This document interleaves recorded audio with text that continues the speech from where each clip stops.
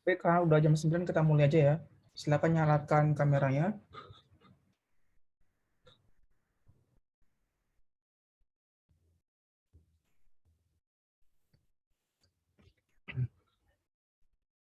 Oke. Bismillahirrahmanirrahim. Assalamualaikum warahmatullahi wabarakatuh. Selamat pagi semuanya. Semoga selalu dalam keadaan sehat. Jadi hari ini adalah masuk ke termin kedua untuk mata kuliah Business Analytics. Tuh, jadi apa namanya? Mungkin di termin satu, siapa yang ngajar? Bu Nurmala ya? Pak Arga, Pak. Oh, Pak Arga. Jadi tidak ada masalah untuk R-nya. Karena kita akan belajar tentang R lagi. Ini saya langsung share screen aja.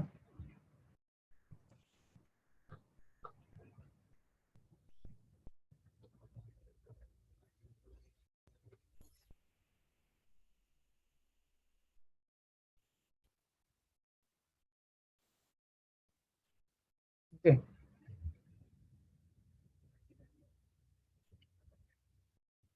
Jadi mau saya perkenalan diri ya.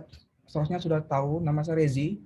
Jadi di sini nanti akan saya pandu Anda untuk belajar selama apa namanya? Berapa minggu ini berarti? 6 minggu ke depan ya. 6 minggu ke depan bagaimana untuk membahas tentang si business analytics itu sendiri. Jadi nanti sebenarnya nanti ini akan kelas paralel ya dengan kelas malam itu. Jadi karena ini masih masuk bulan Ramadan biar apa namanya? Biar ibadah kita maksimal juga gitu. Jadi saya berpikir nanti diganti-ganti. Jadi kalau hari ini di kelas C211, berarti minggu depan di kelas yang lain gitu. Kalau mau ikut terserah, tapi kalau mau nonton video juga nggak masalah. Saya persilakan. Terus di sini kita di minggu ke-8 akan membahas tentang optimisasi, tentang linear programming. Terus minggu ke-9 kita akan membahas tentang perspective analytics itu, bagaimana ke large scale experimentation-nya. Terus minggu 10 sampai minggu 11 kita akan membahas tentang nonlinear optimization dan juga decision analysis. Minggu ke-12 kita akan bahas tentang konsep dari big data, yaitu kita analisis tentang MySQL nanti diajarkan. Dan minggu ke-13 kita akan membahas tentang future trend, ethics, privacy, data security. Dan terakhir di minggu 14 kita akan tentang team project. Jadi nanti akan ada presentasi dari kelompok gitu. Nah, di sini ada beberapa penilaiannya yang Anda bisa lihat di silabus. Jadi Anda bisa baca lebih di silabus. Nanti di penilaian saya di sini hanya ada 3 poin di sini. Tentu ada PCL ya, tentang apa namanya attitude Anda ketika Anda menghadiri kelas itu. Terus ada nilai kuis di sini 10%, ada final project group nanti di minggu 14 sebesar 15%, dan juga ada individual final assignment gitu. Nanti kalau ada saya kasih nilai apa namanya pekerjaan rumah gitu. Nanti bisa dalam kelompok ataupun individu nanti. Jadi di sini saya ada 3 penilaian, yaitu PCL, partisipasi, kuis, final project, yang juga individual final assignment. Tentu yang sudah Anda ketahui kalau di kelas saya paling apa namanya paling anti yang namanya plagiarism, dan juga saya sangat menghargai bagaimana attitude Anda ya. Kalau nanti nilai Anda jelek, banyak sekali yang udah apa namanya beberapa pendekatan yang saya ambil gitu. Saya kontak pribadi mahasiswanya, saya usahakan agar Anda tidaknya jelek gitu. Saya usahakan sebisa saya agar Anda nilai bagus di sini. Nah, tapi nanti apa namanya yang paling saya tidak bisa antisipasi adalah attitude-nya. Jadi saya sarankan Anda tidak mencontek dan Anda jangan plagiarism gitu. Jadi tentu saya sangat menghargai apa yang Anda kerjakan gitu ya. Sama seperti kuliah riset stat kemarin. Nah, di sini tentu saya sangat mengantisipasi Anda agar Anda menjadi active member. Jadi kalau ada pertanyaan silakan menjawab gitu karena ada nilai PCL di sana. Tentu lagi-lagi yang kita ingin bangun adalah critical thinking. Bagaimana ketika kita melihat sebuah masalah, kita berpikir untuk mencari solusinya dan memberikan solusi terbaik dari masalah tersebut gitu. Nah, di sini seharusnya sudah dikirim sama Mbak Lidana ya untuk jadwalnya. Nah, di sini ada jadwal 8 sampai 14. Jadi yang baru ada itu jadwal 8, 9, dan 10. Jadi hari ini adalah kuliah untuk paralel di kelas C211, F21 juga kelas aktuaria. Hari ini jam 9 sampai jam 11. Terus minggu ke depan kita akan belajar hari Senin malam jam 7.30 sampai 21.30. Nah, jadi kalau Anda mau ikut untuk online, silakan, saya sangat mengapresiasi. Tapi kalau nggak ikut, nggak masalah. Yang penting ketika saya kasih tugas, Anda bisa mengerjakan gitu. Karena kalau Anda tidak menonton video ini, saya jamin Anda nggak bisa mengerjakan tugas tersebut. Terus minggu ke-10, kita akan belajar tentang nonlinear optimisasi. Itu ada di Rabu tanggal 20 April 2022, pukul 7.30 sampai 1.30. Nah, untuk kelas-kelas yang lain, minggu ke-11, minggu ke-12, 13, ini nanti akan saya informasikan kemudian, karena ini adalah kuliah tamu ya. Nanti di decision analysis nanti di kelasnya Bu Nurmala. Terus di kelas SQL ini di kelas saya. Nanti saya akan undang teman saya data science di Gojek. Terus di Food Trends ini adalah kelas dari Pak Imam. Nanti akan ada dosen undangan dari UIA Malaysia gitu, membahas tentang data privacy. Dan nanti ke minggu terakhir 14 ini kembali lagi ke kelas masing-masing. Jadi kalau kelasnya 211 jam 9 Rabu, ya berarti hari Rabu kita presentasi. Kalau F21 itu hari Senin jam 7.30, berarti hari itulah presentasi dan seterusnya gitu. Jadi minggu ke-14 adalah minggu untuk presentasi dari project nanti. Saya mesti ada pertanyaan dulu?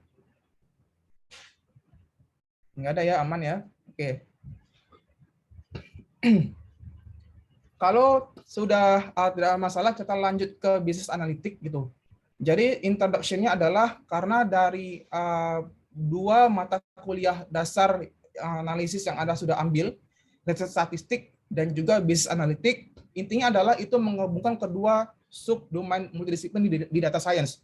Ada namanya statistik, ada namanya expert system. Ada yang bisa bantu untuk menjelaskan ini? Apa perbedaannya di antara dua ini?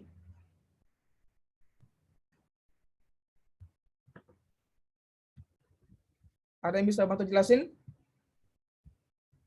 Nggak ada yang salah, nggak ada yang benar kok. Ini kita cuma diskusi.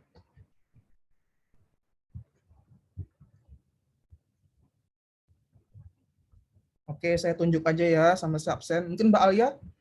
Mbak Alia hadir? Iya, hadir Pak. Silakan Mbak. Kalau dari saya, mungkin expert system itu dia pakar informasi yang bisa dapat digunakan untuk konsultasi gitu. Kalau statistik, mungkin ya itu adalah sesuatu metode yang untuk mendukung si expert system tersebut. Ya, terima kasih. Kapan kita gunakan expert system, kapan kita gunakan statistik? Ada yang langsung menjawab?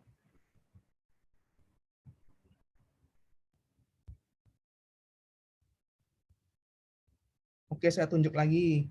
Mas Feranto. Ya, Pak. Mungkin penggunaan expert system ini ketika tahapan implementasi, misalnya untuk keperluan prediksi, untuk keperluan analisis data lebih lanjut, gunakannya expert system. Tapi kalau misalnya bentuknya masih data mentah, itu mungkin statistik, Pak. Ya gitu, Pak. Terima kasih Mas Feranto. Satu lagi deh. Mbak Anindya hadir? Hadir, Pak. Halo? Ya, Mbak, gimana? Dengar ya, Pak. Ya, jadi kalau expert system itu mungkin buat analisis statistik yang lebih lanjut, mungkin kayak machine learning, ke data-data yang lebih prediktif, gitu. Sementara mungkin yang deskriptif gitu pakai statistik. Terima kasih. Sudah cukup benar jawabannya. Jadi kalau menurut saya, mungkin kalau menurut penelitian mungkin berbeda gitu ya. Jadi sebenarnya di dalam data science itu ada dua bidang sebenarnya, di statistik dan juga expert system. Nah, yang membedakan adalah ketika statistik itu kan ketika kita analis datanya kan ada beberapa asumsi yang harus kita penuhi gitu. Ada juga beberapa limitasi data yang harus kita analisis. Nah, one case kalau datanya sempit, datanya kecil itu kan bisa dianaliskan. Nah, jadi hadirlah bidang lain namanya expert system. Nah, di expert system ini yang mungkin kita bisa menganggap bahwa dia seorang pakar, jadi paling tidak dia sudah punya sense itu. Dia sudah punya konseptual berpikir bagaimana ketika ada masa tersebut, bagaimana untuk decision-nya. Nah, itu adalah expert system. Tentu kedua bidang ini ada kelebihan dan kekurangannya ya. Kalau untuk kelebihannya, tentu di statistik ini dia lebih bisa menghasilkan ketika kita analisis kan ada nilai error. Nah, berarti ada justifikasi dari kesalahan di sana. Nah, sementara expert system ini kan berupa pendapat gitu. Berupa pendapat walaupun ada salah satu teknik namanya AHP, Analytical Hierarchical Processing gitu. Itu bisa digunakan juga untuk menganalisis sebesar apa bias dari expert system. Nah, itu adalah kedua perbedaannya. Nah, makanya di dalam mata kuliah bisnis analitik ini secara filosofi ya, kalau Anda baca buku-bukunya, secara filosofi ini hanya dua domain ilmu untuk analisisnya, yaitu statistik itu sendiri dan juga di expert system gitu. Nah, ini pendapat saya gitu. Oke, kita berpindah. Oke, pertanyaan kedua. mengapa harus belajar bisnis analitik? Ada yang mau menjawab dulu? Kalau Izin, Pak. pragmatis pasti Boleh- menjawab biar Boleh lulus. saya menjawab, Pak. Silakan Mas Rafif.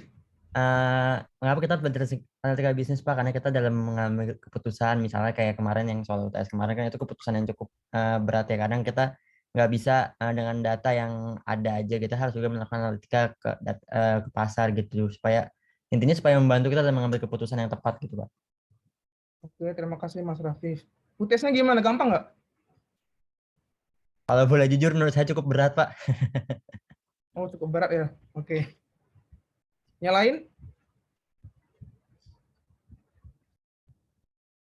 Berarti tadi ada Mas Rafif, Mas Peranto, Mbak Alia, sama Mbak Anindya. Oh, ada ambulans. Yang lain mungkin Anda mau menjawab kenapa harus belajar bisnis analitik? Gunanya untuk apa gitu?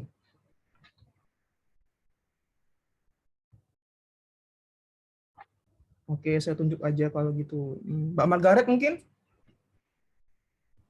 Hampir sama sih kayak Mas Rafif, jadi belajar analitika untuk membantu kita dalam mengambil keputusan ke depan berdasarkan data-data yang kita punya. Oke, terima kasih Mbak Margaret. Oke, seharusnya Anda udah tahu jawabannya ada apa ya. Oke, jadi intinya adalah di step pertama tadi ada statistik sama expert system ya. Nah, kalau kita breakdown lagi ke tujuan dan juga analisisnya, di sini ada 6 poin penting. Statistika itu sendiri, sebagaimana Anda sudah ambil RST ya, statistik terapan kita untuk uji hipotesis. Gitu. Yang kedua tentu nanti membahas bagaimana penambangan data atau data mining. Nah, ini sudah Anda pelajari di training pertama. Ada Anda sudah belajar data mining dan juga text mining gitu. Yang ketiga di sini bagaimana untuk si business intelligence atau paparan yang efektif gitu. Karena di sini ada nilai constraint. Nah, kita akan belajar di termin kedua. Karena ada constraint atau batasannya gitu ketika Anda dapat sebuah model. Yang keempat, ini ada namanya riset operasi, di metode statistik juga demikian gitu. Terus ada analisis web, data teknologi, dan juga bagaimana visualisasi informasi di tahapan deskriptif untuk memahami datanya. Oke, ada yang bisa menjelaskan lagi apa yang dimaksud dengan deskriptif? Mudah sekali nih ya.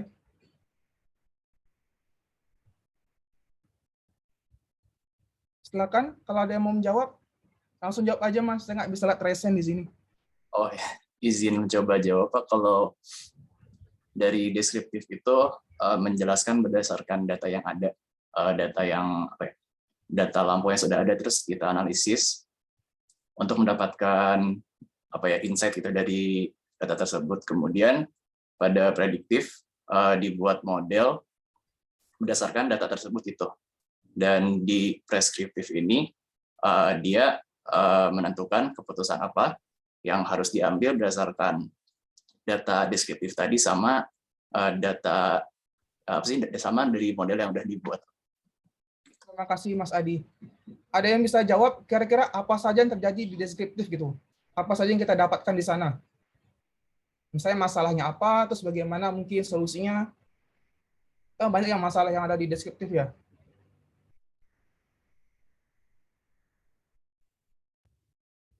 Kemarin padahal udah diuji loh untuk klasifikasi. Salah satunya kan ada masalah itu. Ada yang bisa jawab? Persentase Pak, jumlah persentase atau jumlah dari variabel independennya gitu terhadap variabel dependen. Itu namanya apa?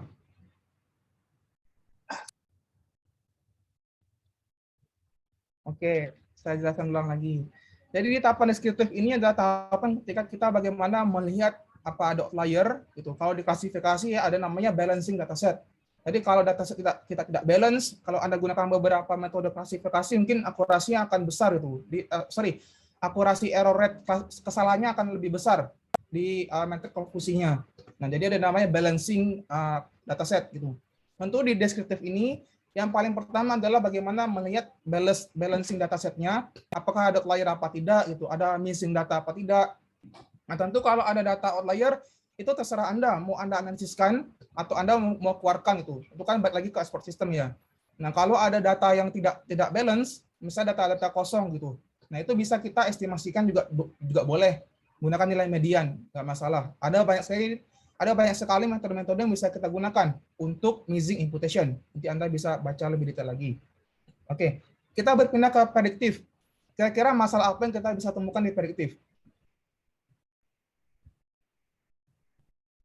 Kemarin ada kuliah tamu tentang ARIMA kan ya?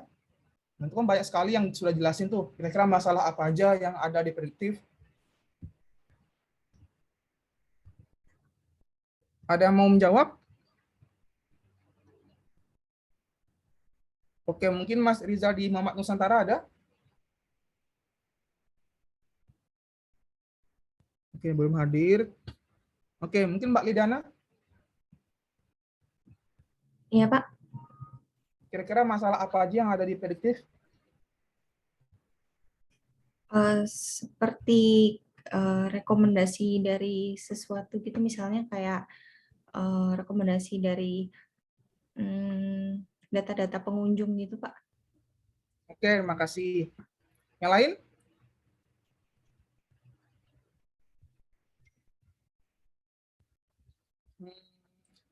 Prabadika Rehan Peraldi hadir? Hadir, Pak. Silakan mungkin Mas kalau mau menjawab. Mungkin model yang dibikin si prediktif ini belum kuat mungkin permasalahannya, Pak. Kayak dari prediksi ini yang sesuai sama aktual itu nggak banyak gitu, Pak. Mungkin. Apa kira-kira begitu? Apa menyebabkannya? Mungkin model untuk nguji prediktifnya nggak sesuai mungkin, Pak. Atau memang datanya seperti itu. Data yang seperti itu maksudnya gimana, Mas?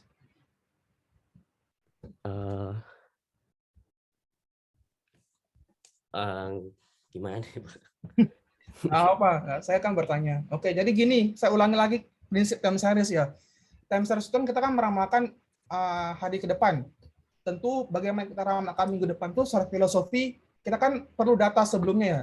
Ada data sebelumnya. Nah, jadi beberapa kalau Anda lihat seperti ini, jadi kadang kalau kita lihat hujan itu besok terjadi belum tentu karena kemarin itu hujan atau sebelum kemarin itu juga hujan gitu.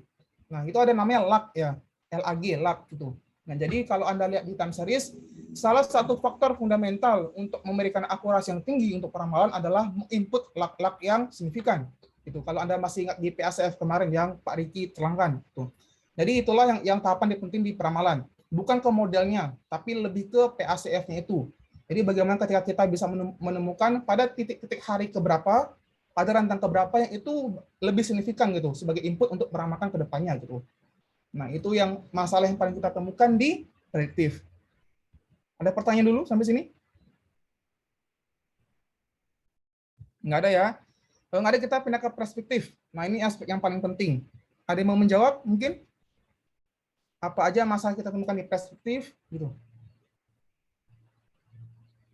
Oke, kita panggil maestronya aja deh. Mbak Cynthia Astari.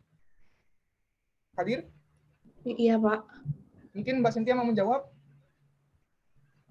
Kalau preskriptif itu setahu saya gimana ya, Pak? Sudah lebih lanjut gitu dari prediktif. Kalau prediktif kan kita hanya memprediksi berdasarkan data historis, kemudian kita bisa tahu prediksinya. Sedangkan kalau preskriptif itu kita sudah melakukan optimisasi, simulasi, dan nanti modelnya sudah lebih baik sehingga dari situ baru kita bisa memutuskan keputusan apa yang akan kita ambil. Oke, tadi ada satu keyword yang sudah disebut, optimasi. Jadi benar kata Mbak Cynthia tadi, tahapan penting setelah kita dapat dua tahapan ini kan deskriptif kan untuk melihat bagaimana informasi data. Prediktif kan kita dapat model ya. Misalnya kalau Anda gunakan regresi, berarti kita ada Y, beta 0, beta 1, dan seterusnya. Gitu. Nah, preskriptif ini akan ada optimasi dan juga constraint. Ada batasan di sana. Karena nggak semua model itu bisa Anda all the way Anda gunakan. Ada batasan-batasannya mungkin gitu. Ada batasan-batasannya misalnya nilainya itu tidak boleh dari sekian sampai sekian. Nah, itu kan ada constraint ya namanya, ada batasannya. Nah, itulah yang akan kita pelajari nanti. Makanya nanti kita belajar tentang bagaimana program linear dan juga program tak linear. Nah, jadi yang masalah fundamental di preskriptif adalah constraint gitu atau optimasinya. Jadi seharusnya sudah paham semua ya. Oke, di sini penjelasan ulang tadi. Jadi tentu di dalam big data, di dalam analisis bisnis atau bisnis analitik, tentu yang paling penting adalah ketiga tahapan ini, gitu, agar kita bisa memaksimalkan informasi. Itu deskriptif, prediktif, dan juga tentang preskriptif. Nah, di sini ada questions yang bisa digunakan, yaitu deskriptif adalah lebih ke what gitu, apa data tersebut. Kalau prediktif lebih ke why, mengapa gitu. Jadi kita bisa memaksimalkan di sana. Dan juga kalau perspektif kita lebih ke bagaimana objektif dan juga constraint. Nah, ini yang tadi disebutkan tadi yang sudah saya jelaskan dan juga optimasinya. Nah, jadi harapannya adalah ketika Anda sudah mengetahui tiga konsep berpikir ini akan membantu Anda itu untuk memaksimalkan informasi yang ada di data. Nah, tapi di dalam analisis big data sekarang itu banyak sekali pergeseran fenomena gitu. Ada yang namanya berpindah dari yang kita punya tentang big data dan juga ke bagaimana domain teorinya. Nah, jadi kalau Anda belajar tentang RST, statistik terapan, itu lebih ke hipotesis ya. Bagaimana ketika kita menguji hipotesis di apa saja variabel-variabelnya. Nah, berbeda kalau di business analytic. Jadi kalau business analytic ini kita lebih mengeksplor. Kita lebih mengeksplor lagi data-data yang ada di sana. Nah, makanya sudah saya sebutkan tadi untuk memperoleh informasi yang maksimal. Nah, makanya di business analytic di sini akan ada namanya penelitian kita atau nanti ada bikin tesis itu lebih ke sangat terarah menjadi ke arah discovery gitu. Lebih oportunis. Kita lebih memikirkan bagaimana memaksimalkan informasi yang ada di data tersebut gitu. Makanya lebih ke oportunis di business analytic ini. Nah, jadi di sini juga ada namanya model is the king menjadi data is the king. Karena yang paling penting adalah bagaimana data kita ya, bukan modelnya gitu. Jadi hati-hati ketika Anda ingin menganalisis data atau data science, yang paling penting atau fundamental adalah bagaimana datanya. Nah, semakin banyak data di sana, tentu semakin banyak informasi yang akan kita dapatkan untuk kita reasoningkan gitu. Model itu nomor kedua nanti. Nah, tentu yang tadi saya sebutkan, hipotesis tadi, ujian hipotesis itu berubah menjadi data driven. Jadi kita lebih ke bagaimana memaksimalkan data tersebut gitu. Nah, jadi kalau Anda masih ingat tentang UTS kemarin, itu kan lebih cocok ke klasifikasi ya. Tapi kalau Anda bisa melihat secara lebih detail lagi, ada beberapa mahasiswa saya yang sudah bisa mencapai ke tahapan itu. Nah, dia tidak hanya gunakan klasifikasi, tapi dia bikin cluster gitu. Jadi dibikinlah analysis cluster untuk memetakan lagi bagaimana variabel yang bisa digunakan di sana gitu, untuk dibikin vulnerability-nya. Nah, itu ada di titik kalau Anda sudah benar-benar paham bagaimana deskriptif, perspektifnya tadi gitu. Nah, jadi itu konseptual berpikirnya di mata kuliah Business Analytics. Gitu. Nah, kita masuk ke tahapan program linear. Jadi program linear di sini adalah ada 4 poin di sini saya buat. Yang pertama adalah teknik pemodelan matematika yang banyak digunakan untuk perencanaan, pengambilan keputusan relatif terhadap alokasi sumber daya. Nah, jadi kalau Anda belajar riset operasi, nah ini adalah bagian dari program linear. Yang ketiga, bidang program matematika yang lebih luas di sini. Jadi banyak sekali macam-macamnya di sini di program linear. Yang keempat, di sini program linear mengacu pada pemodelan dan pemecahan masalah secara matematis gitu. Nah, jadi di sini ada beberapa contoh program optimisasinya. Yang pertama ada iteratif gitu. Ada graphical construct method, ada AI. Nah, di sini kita nggak masuk ke sini karena ini agak sedikit lebih tricky lagi. Jadi kalau Anda belajar ini nanti ambil di data science di MPKP. Tapi kita akan belajar bagaimana nanti ke sini ke iteratif model. Nah, intinya apa? Intinya adalah ketika nanti ada beberapa constraint, nah kita bisa bikin daerah batasannya seperti ini. Nah, jadi daerah inilah yang ingin kita cari gitu. Dan constraint-nya seperti apa. Nah, jadi di sini ada persyaratan untuk masalah program linear. Jadi kalau Anda belajar di term pertama, kita sudah belajar tentang Super Machine ya, SVM. Nah, jadi kita ingin berusaha untuk memaksimalkan atau meminimalkan berapa kuantitas dari fungsi kita. Nah, misalnya kita ada fungsi, kita harus meminimalkan gitu agar lebih kecil lagi fungsi tersebut. Yang kedua, pembatasan atau kendala hadir. Nah, jadi pembatasannya adalah sangat penting ya untuk kita batasi atau marginnya seperti apa gitu. Tentu yang nomor 3 adalah tindakan alternatif yang tersedia. Yang keempat adalah persamaannya atau persamaannya yang linear. Tuh. Jadi maksudnya apa? Maksudnya adalah ketika di sini ada 2 jenis data A dan data B, di sini ada kelas A dan kelas B. Nah, kita kan ingin menseparasi ya. Kita ingin memisahkan gitu. Kita ingin pisahkan agar terpetakanlah secara demikian agar si A dan B ini benar-benar berbeda. Nah, kita harus memetakan agar mendapatkan si garis linear ini. Ini garis yang ada di daerah yang saya arahkan ini namanya garis linearnya nanti. Nah, ini adalah pemetaan untuk memetakan di daerah A dan daerah B ini. Gitu. Caranya dengan apa? Caranya dengan tentu kalau di SVM di sini ada namanya bobot, gitu. Ada data kita X dan ada biasnya. Nah, kalau Anda gunakan regresi ya tentu kita ada beta, kita ada konstanta di sana, tuh sama demikian seperti ini. Nah, jadi tantangan kita kalau kita gunakan SVM untuk klasifikasi adalah menemukan margin yang seoptimal mungkin untuk memisahkan si A dan si B. Nah, tentu disinilah akan ada jaraknya di sana atau distansinya. Nah, jadi semakin jauh jaraknya, tentu menganggap bahwa si A dan B ini benar-benar berbeda gitu. Nah, jadi itulah tahapan di program linear basicnya. Jadi SVM itu adalah salah satu pengembangan di program linear, yaitu bagaimana ketika kita bisa memecahkan, kita bisa menemukan garis linear ini untuk memisahkan atau separasi antara vektor gitu, atau antara kelas si A dan kelas si B. Itu konseptual berpikirnya kalau di computer machine. Nah, tentu nanti di minggu ke-9 kita akan belajar tentang hubungan nonlinear. Nah, hubungan nonlinear itu banyak sekali contoh-contohnya. Misalnya kalau Anda gunakan time series, nanti kalau seperti ini gambarnya berarti dia tidak linear gitu. Jadi dia cyclic ya kalau seperti ini. Kan kalau Anda masih ingat di kuliah tamu, banyak sekali tipe-tipe data time series, ada cyclic, ada seasonal, ada trend gitu. Nah, jadi kalau dia masuk ke cyclic berarti dia tidak linear. Nah, jadi tentu kalau cyclic nanti bagaimana ketika kita bisa menghubungkan di nonlinear tersebut. Nah, kalau Anda masih ingat, di linear model kita mempunyai fungsi seperti ini. Y sama dengan beta 0 tambah beta 1 sama X itu. Nah, ini adalah model linear. Sama halnya dengan logistik. Logistik juga adalah model linear gitu. Jadi kita mempunyai eksponentasi dari 1 ditambah eksponentasi dari beta. Nah, jadi eksponentasi dari model linear ini adalah model logistik gitu.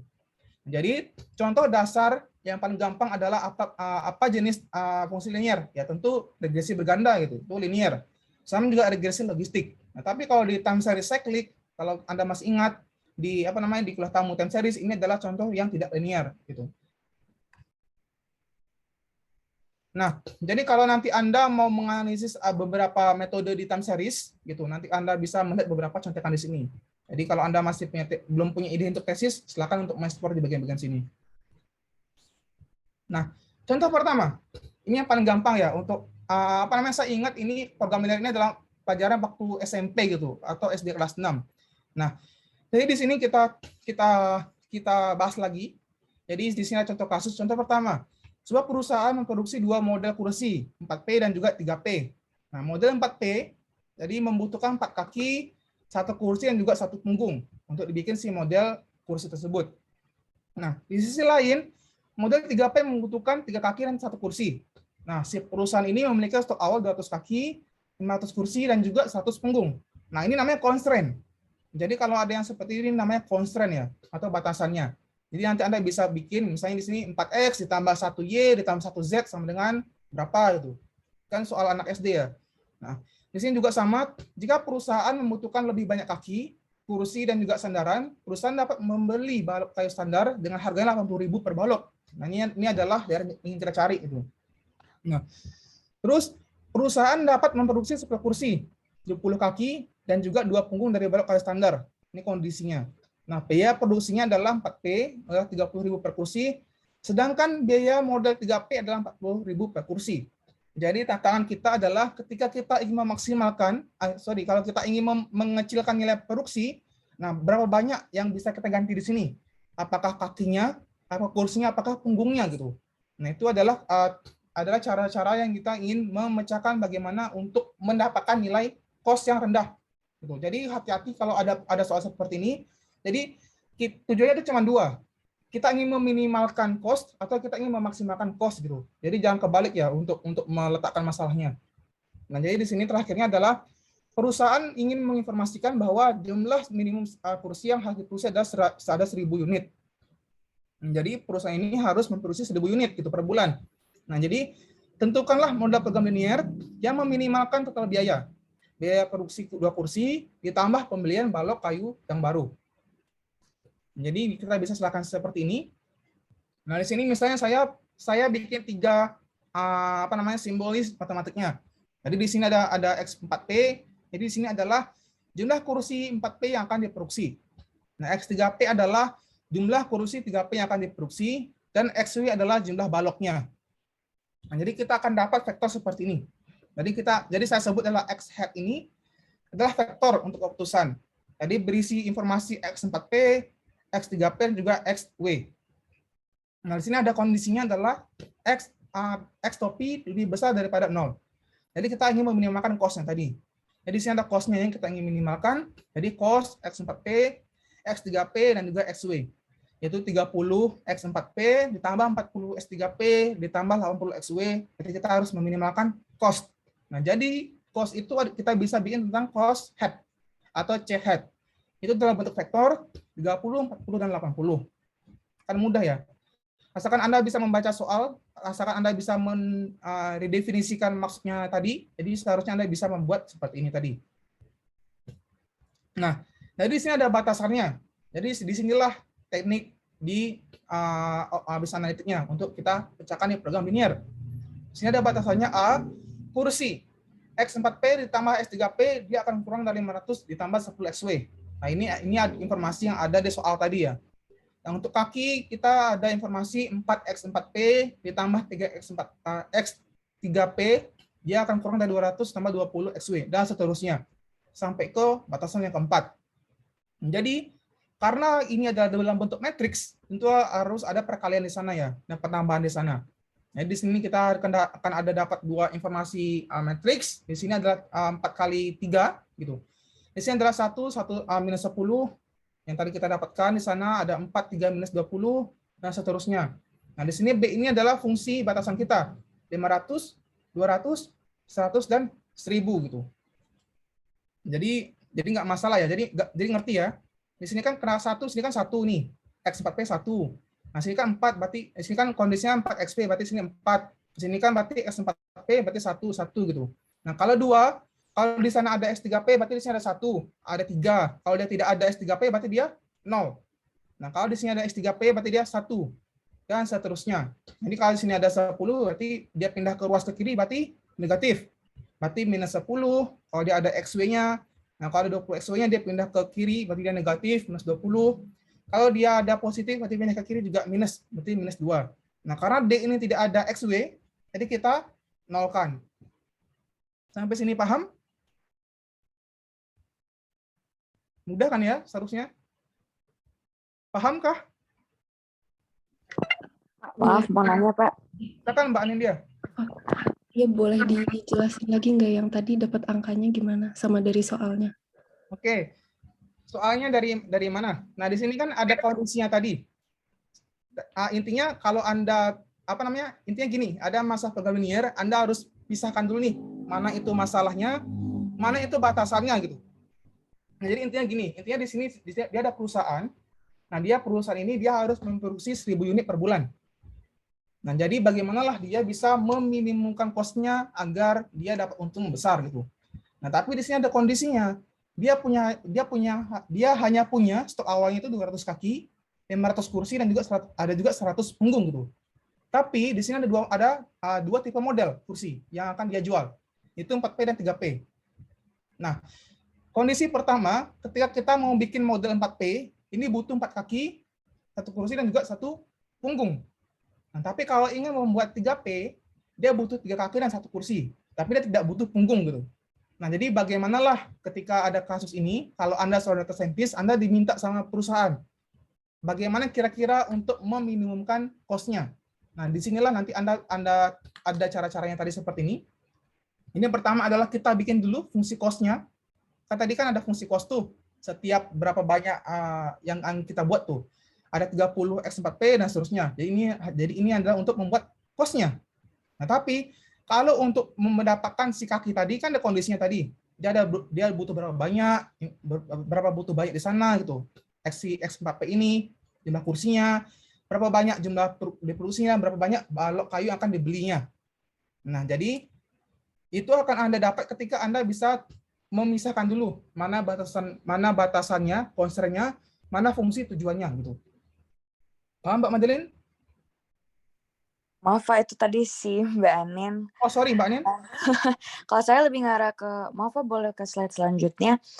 Kalau yang untuk vektor yang di sini kan ada yang artinya C sama dengan 30, 40, 80. Itu ambil dari mana ya Pak? Yang 30 X 40. Kan ada soal ini. Harganya 80.000. Itu berarti 80.000. Berarti kalau tadi 40.000. Paham? Gimana Pak? Maaf Pak. Oh di sini kan ada harganya Mbak. Jadi di sini kan dia kan mau beli balok tadi kan. Nah, tapi kan balok itu kan ada harganya 80.000 gitu. Per balok. Kalau balok lain 40.000. Oh iya, oke Pak, udah nggak paham. Iya, makasih Pak. Ya seharusnya mudah. Iya. Bisa bikin seperti ini. Oke, kita pindah lagi. Sebentar.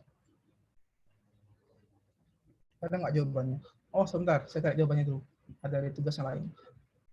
Bentar ya, biar lebih mudah lagi.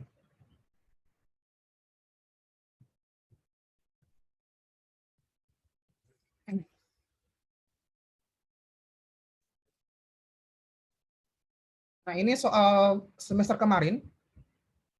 Soal kuis semester kemarin. Nah, contohnya di sini aja lah, nggak apa-apa. Nah, di sini ada soal, Bapak Isma ingin melakukan penelitian di 4 lokasi, yaitu Bandung, Jakarta, Semarang, dan Malang. Setiap penelitian dilakukan membutuhkan jumlah asisten yang berbeda.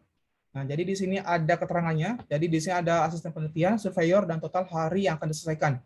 Nah, tapi karena ada keterbatasan budget, gitu, 58 juta untuk asisten peneliti, dan juga 78 juta untuk surveyor, bagaimana untuk mendesain agar jumlah peneliti tersebut itu optimal gitu, dan bagaimana buat daerah penyelesaiannya. Nah, kita latihan dulu sebentar.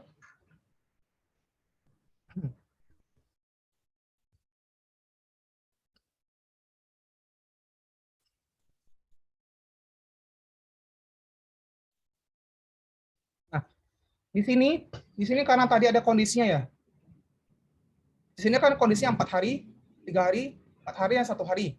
Jadi intinya adalah bagaimana kita bisa memecahkan untuk mendapatkan berapa banyak hari yang kita bisa maksimalkan di sana. Sensitif sekali nih kursor. Nah, jadi di sini solusi yang ditawarkan adalah dia ingin mendapatkan kerjasama itu seperti ini. Jadi dianggaplah gaji peneliti itu ada 25.000. Terus digaji surveyor di Bandung itu 15.000, di Jakarta 30.000, terus Surabaya itu 27.000, dan Malang 18.000. Dan maksimal total harinya adalah 50 hari. Nah, jadi setiap surveyor dapat menghasilkan 10 responden. Nah, jadi kita bisa memaksimalkan itu. Jadi Z max-nya ada 20 dikali 10A. Ingat tadi ya, informasi di tabel ini yang ada di tabel. Terus ditambah 70 kali 10B, ditambah 35 kali 10C, ditambah 20 kali 10D. Nah, tapi di sini kita ada constraint, kita ada kendalanya. Jadi adalah bagaimana ketika kita bisa menggantikan kendala tersebut di maksimalnya 58 juta untuk di kategori pertama. Dan 78 juta adalah untuk di kategori yang kedua.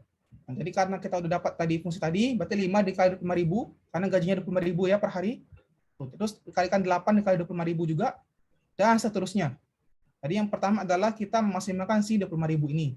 Nah, terus yang kedua, ini kita maksimalkan beberapa caranya, yaitu pertama ketika kita gunakan 25.000 per hari, terus kita bisa gantikan 30.000 untuk Jakarta, sesuai dengan ada di tabel tadi, terus dikalikan 27.000 untuk Surabaya, dan seterusnya.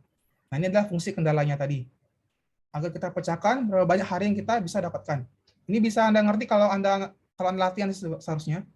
Nah, nanti saya kasih coding di R, nanti tidak ada tinggal ganti angka-angka seperti ini. Sebentar, biar lebih jelas lagi. Nah, di sini kita pindah ke soal tadi ya.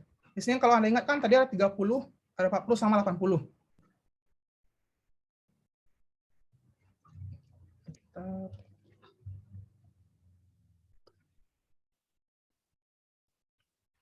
Nah, ini ada program linear di R. Jadi kita bisa gunakan package LVSolve di sini. Nah, di sini yang pertama adalah Anda menentukan nilai cost-nya. Jadi di sini kan cost-nya kan sudah saya kasih tadi, yang gampang. 30, 40 sama 80. Nah, di sini Anda harus bikin matriksnya seperti apa? Nah, ini akan Anda dapatkan ketika Anda bisa memecahkan di batasan tadi. Yang ini. 141, 1301, minus 10, minus 20, minus 2, dan juga 0. Nah, jadi akan dapat seperti ini. Kita ada informasi A, yaitu masih constraint. Jadi 141, 1301, minus 10, minus 20, minus 2, dan juga 0. Nah, terus yang B ini adalah vektor di constraint. 500, 200, 100, dan juga 1000. Nah, jadi nanti Anda bisa ganti kalau ada beberapa masalah tadi yang saya sebutkan bagaimana ketika kita ingin meminimalkan fungsi. Ya, berarti Anda gunakan kurang dari sama dengan. Kalau saya ada soal maksimalkan fungsi tersebut, ya berarti Anda ganti ke lebih dari sama dengan. Paham kan ya? Tinggal diganti ininya aja. Nah, jadi di sini tentu karena sudah ada C, A, dan B, jadi sini Anda tinggal running aja gitu. Nah, kita running. Nah, sini sudah ada C dan sudah ada A. Ini A matriks tadi ya, 1411, 1301, minus 10, minus 20, dan minus 2, dan juga 0. Nah, ini ada B juga. Itu 500, 200, 100, dan juga 1000. Running lagi. Nah, jadi kita ingin optimumkan dari fungsi tadi. Nah, itu kita ingin meminimumkan. Di sini adalah min. Nah, dia akan dapat nilai optimumnya. Nah, berarti dia sukses. Kalau objektif fungsinya adalah 48.600. Ini adalah fungsi dari objektif tersebut. Running lagi. Nah, jadi kita akan dapat nilai solusinya seperti apa dengan cari best solve-nya tadi. Nah, ini solusinya. Kita berarti ada dapat solusinya tadi adalah 420, cost-nya. Yang B-nya adalah S3P-nya ini adalah 580, dan juga S2-nya adalah 161. Nah, ini ada solusi optimum dari program ini gitu. Kita running lagi, karena kita udah dapat best solusinya tadi ya. Jadi kita namakan. Nah, makanya kita dapat X4P, solusinya dapat 120, X3P kita dapat 580, XW dan kita dapat 161. Nah, total cost-nya adalah 48.000 sekian. Dengan running lagi, ini kita ingin mencari gunakan yang lain. Nanti kalau ditanyakan berapakah total cost yang kita dapatkan, yaitu 48.600 dengan kondisi si XP-nya dapat 20, X3P adalah 580, dan juga SW adalah 161. Nah, selesai. Gampang kan? Nah, ini contoh lagi yang ke lain. Istimpah yang lain. Di sini ada constraint tadi.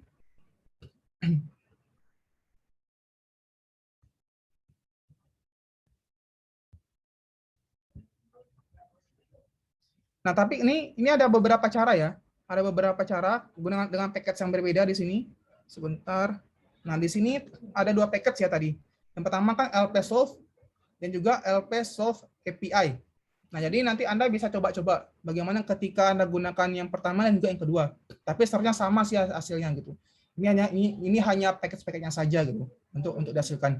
Nah, jadi kalau ada soal seperti ini, solusinya seperti apa? Berarti Anda sudah dapat tadi nilai fungsi cost-nya adalah 48.600 dan juga constraint-nya adalah 420, 580, dan juga 161. Sampai sini paham? Sebentar, saya coba share soalnya tadi ya ke grup.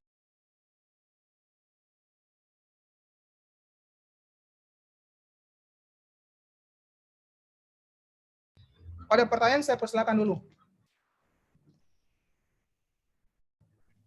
Pak, izin Pak, sedikit Pak. Tadi saya lihat yang itu Pak, yang batasan Pak. Saya masih belum paham Pak, maaf. Kan ada tadi yang apa tuh? Sebentar. Saya kasih aja deh. Itu punya. Oh ya. Yang kursi kan dia X4P tambah X3P lebih kecil sama dengan 500 plus 10 XW itu Pak. Yang kursi.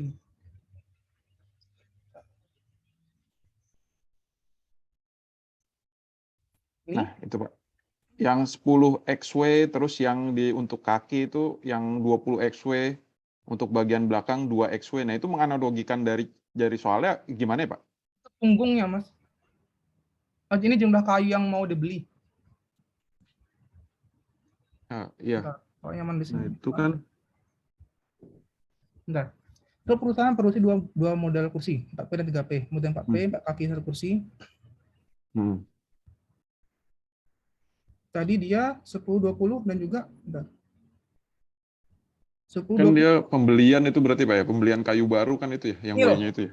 Tapi kan kondisinya kan dia bisa produksi, Mas. Di sini kan ada kondisi nih. Perusahaan dapat memproduksi 10 kursi, 20 kaki, dan juga 2 punggung dari balok kayu standar. Nah, jadi intinya kan selain dia mencari nilai optimum berapa banyak balok yang dibeli, berarti kan sebenarnya dia bisa berapa banyak hari yang bisa diproduksi sama dia. Paham?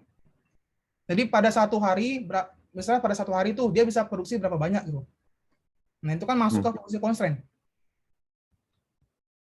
Satu hari berapa banyak? Oh, oke. Ini Fungsi constraint-nya di W ya, Pak? Di XW itu, Pak? Nah, ini ini ada 2 constraint kalau di sana tadi, Mas. Ada 2 constraint. Yang pertama adalah cost-nya, biayanya, dan berapa banyak yang bisa dihasilkan per hari. Nangkep? Ini berarti untuk cost ya, Pak ya? Ya, untuk cost. Ini kan contohnya untuk cost. Tapi kalau untuk yang lain maksimalkan beda lagi caranya. Nanti ini saya kasih contoh analisisnya untuk tugas yang termin kemarin, nanti Anda bisa baca. Berarti nanti saya harus ganti soal. Nah, di sini ada beberapa contohnya. Nah, di sini ada tabel pertama dilihat bagaimana memaksimalkan hari gitu. Nah, tabel kedua, soal kedua ini untuk memaksimalkan fungsi. Nah, ini kan gampang ya seharusnya. Tadi kan karena kita sudah meminimumkan fungsi. Mana soal tadi? Nah, ini kan karena kita kan meminimumkan fungsi nih, yang ini. Nah, kalau soal kedua nanti maksimalkan fungsi. Nanti tinggal digantikan sini kan tinggal isi saja, berarti 1 1 1 1 0 1 1 gitu. Berarti kalau tidak ada 2 berarti 5, tidak ada 2 berarti 0, berarti 2 2 1. Kan gampang ya. Tinggal diganti aja batasannya ke kanan. Nah, nanti Anda coba lihat soal ini, nanti saya ganti soal. Di sini ada contoh yang ketiga juga gitu. Bagaimana ketika ingin memaksimalkan ongkos penelitian gitu. Ini ada beberapa contohnya lah. Nah, ini nggak bisa Anda pahami kalau Anda nggak latihan sebenarnya. Jadi kalau lihat dari prestasi ini mungkin agak sulit, tapi kalau Anda sudah menghitung manual itu mudah seharusnya. Nah, jadi kalau biar tidak menghitung manual, nanti saya kasih codingnya, nanti Anda tinggal runningkan. Nah, sini ada coding Python. Nanti Anda bisa gantikan aja equation di sini, kan gampang ya. Dan juga kalau Anda mau menggunakan R, silakan. Nanti ada coding R saya kasih. Gitu. Jadi akan dapat nilai visible-nya, berapa total cost-nya, dan seterusnya gitu. Jadi intinya adalah membuat batasannya. Jadi kalau tadi udah dapat batasannya, ya bikinlah area ini. Seharusnya nggak usah saya jelasin ya, kan mudah kan ya. So, kalau dapat nilai 46 berarti 46,5 berarti garis, berarti A. Berarti kalau constraint-nya adalah 6 sama 9, ya berarti tinggal digaris. Jadi dapatlah daerah ini, daerah penyelesaiannya. Seharusnya mudah sih ini. Sampai sini ada pertanyaan dulu. Nanti Anda bisa lihat manual ini. Sudah saya buat. Maaf Pak. Silakan Mas. Tadi kan di sini contoh pertama ini, sebenarnya saya lupa perkalian matriks seperti apa. Cuman ini kan yang di slide sekarang ini, matriks B itu kan namanya kolom matriks ya. Kolom matriks tadi kalau nggak salah di R-nya itu matriks itu dibuat row matriks. Apakah itu apa namanya? Ada hubungannya nggak sih nanti? Ini kan jadinya row matriks kan ya? Nggak ada masalah ya? Boleh kok. Ini terserah. Kalau nanti Mas mau bikin seperti ini, boleh dalam bentuk vektor ya. Tapi kalau ini kan dia bacanya dalam bentuk matriks, Mas. Oh, oke. Karena kan saya udah pisahkan nih ke sini. Jadi dia terbaca dalam bentuk baris. Oh ya, oh yang B-nya ini nggak terbaca dalam matriks ya Pak ya? Ya, ini terbaca vektor karena dia ke kanan nulisnya. Oke. Jadi tinggal diganti aja nilai-nilainya ini. Oke, mudah kan ya seharusnya ya. Seharusnya ini hitung manual juga nggak masalah sih. Ini soal-soal SBMPTN seharusnya kayak gini. Pas masuk PTN, kalau Anda masih ingat. Ada pertanyaan? Mudah kan? Kan cuma pertambahan perkalian pembagian aja seharusnya ini. Jadi biar membantu nggak pusing, ya tinggal ganti aja ini ya, constraint-nya. Hati-hati ya, saya ulangi lagi, hati-hati kalau saya kasih soal, agak sedikit menipu gitu. Jadi hati-hati kalau Anda gunakan nilai kurang dari sama dengan. Nih, di sini kan minimumnya. maksimalnya, misalnya kalau saya tanya, hati-hati kalau karena kemarin beberapa kesalahan di kelas-kelas kemarin sebenarnya bukan cara analisisnya, tapi mereka bagaimana memahami masalah. Jadi salah menetapkan masalah, ya salah analisisnya gitu. Tapi kalau dari cara-cara seharusnya udah benar. Gitu. Jadi intinya adalah ini kita ingin memaksimalkan cost dan kita ini kita ingin meminimalkan cost biar tidak produksi memakan banyak uang, dan juga kita ingin memaksimalkan berapa banyak kayu, berapa banyak si balok-balok tadi gitu. Di contoh soal yang ini. Ada pertanyaan lain?